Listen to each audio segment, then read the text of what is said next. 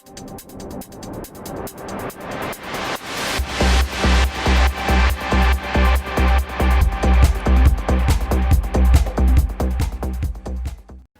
welcome to Just Talking with Rick. I'm Rick Wilson, the owner of the Wilson Practical Defense website and Senior Curriculum Advisor at KPC Self-Defense in Edmonton.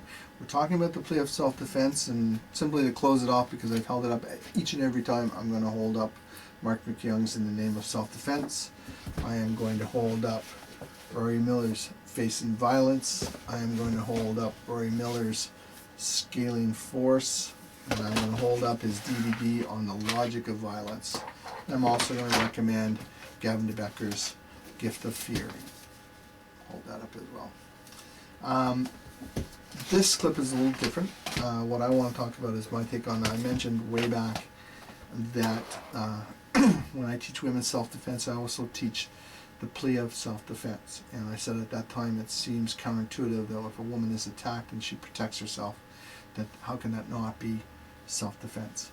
So we're going to talk a little bit about the realities again of the world, and the fact that if someone's trying to sexually assault a woman, they're a criminal, and criminals lie. And the way the world looks at things sometimes is wrong, but it's the way the world looks at things. So again, just like being honest, if you've stepped off the platform, and if a woman goes out and she's dressed to attract the attention of the opposite sex, she attracts the attention of the opposite sex of all kinds. And I'm not saying she shouldn't dress the way she wants, and I'm not saying there's even anything wrong with it. But the woman needs to know that it's going to be brought up by that criminal and say, oh, she led me on, we did this, we did that. So don't lie about anything. If you were heard to say, hey, let's go back to my place, and you said yes, don't lie about what was said when you get back there, because things can go wrong. You look at the case of the person where, yes, things started off in a consensual fashion, but then that person starts to get really violent about what's going on, and that's not what the woman wanted, and they carry on. That's sexual assault. That's a rape. That's just the way it is. It doesn't even matter if the woman at some point says, no, I don't want to do this, and that carries on. That's rape. What you need to do then is, and this is where we come back to articulation again, you're going to tell the truth right up to the point. Let's say you decided, maybe you had a few drinks, you're having a good time, and you want to go back with this guy, you like them, you get back to his place, and then you change your mind. Okay? Nothing wrong with a woman changing her mind. Woman changes her mind, she gets to go. No means no, and that's just a fact that people have to learn. But now you have to articulate, because he's going to say it's all consensual, he's going to say all kinds of things. You're going to have to articulate what you've done that make no come across. And if you're learning proper, good self-defense for women, so you're going to learn how to do that. You're going to learn how to be very forceful to say, hey, stop it, this is rape. You're going to, you know, if I'll call the cops, I'll have you charged, let me out of here. You're going to have to articulate how you went to leave, and you got in front of you and said, hey, you're not leaving. You know, you came up here, this is what you wanted, and you're going to have to articulate how you said, no, flip away. I'm not doing this anymore. I don't want this anymore. I'm leaving. You're going to have to articulate what you did to try and leave. You're going to articulate what he did to stop you and how you had to use force.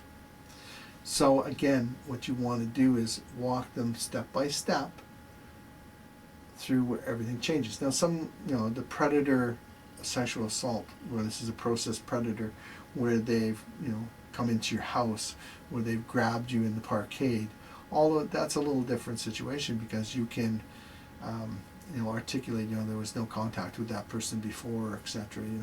You can articulate those, that would be in self-defense a little easier. But be prepared, they're going to lie. Anyways, you still have to articulate everything that happened. But when it comes to the date rape, when it comes to acquaintance rape, and here's the things, folks, 20% of sexual assaults by most of the statistics now are that process predator. So yeah, they're there for sure, but over 40% are just acquaintances. So it's somebody you know, somebody who's used it to gain some intimacy with you, to be able to get you in a place where they believe they have some privacy, and therefore they can get control. And you have to articulate everything that happened, that where you're letting the guy know you're not interested, you're letting him go, get your hands off of me, all the rest of it. And when I teach it, there's a process you teach to make that come across. One of the biggest things you want to do is make it very clear and make it very loud, make it very vocal, because most of these criminals, and I won't go into some of the details of the course, but these criminals don't want attention drawn to it. So you want to be able to articulate how you made it very clear. This was not consensual in any way, and when they lay hands on you to force it, you had to hurt them. And that's where it becomes self-defense. Okay? If you get out of there, you can call the cops and have them charged. No force was used, there's no self-defense plea there, but you can guarantee that if you've hurt them and you're having them charged, their story is not going to be your story. It's not going to be the truth. So you have to articulate it very clearly why you had to use force to hurt them, to stop them from committing a sexual assault on you and raping you. So the last, well, I'm not sure there'll be another clip. I think this may be the end of it. We've talked about all the things I think we need to, that we can cover in short clips. You need to read the books. You need to get the in-depth presentation that Rory Miller and Mark McYoung present. And best of luck on your plea of self-defense. Once again, I'm not a lawyer. These clips were never meant as legal advice. They were just trying to keep you on that platform of self-defense and stop people from pulling you off.